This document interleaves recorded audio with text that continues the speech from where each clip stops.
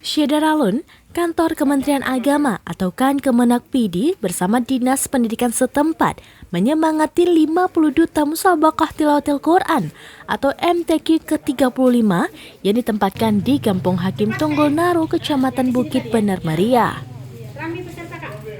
Kasubag TU Kemenak PD, Tarmizi M. Nur SAG MPD bersama Kepala Distrik PD, Dr. Andes Yumastika Sem MPD, kepada serambinews.com pada Senin 20 Juni 2022 mengatakan, kunjungan bersama ini sebagai langkah dalam memberikan motivasi kepada 50 duta MTQ yang tergabung dalam kafilah penghasil emping melinjo ini agar dapat meraih prestasi yang maksimal.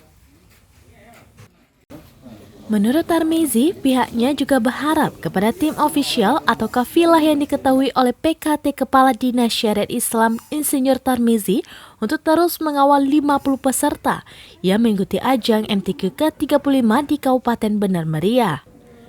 Dengan pelayanan maksimal dan penuh kebersamaan, maka dengan sendirinya dapat memacu semangat dalam menggapai prestasi. Dari PD, Idris Ismail, Serambian TV.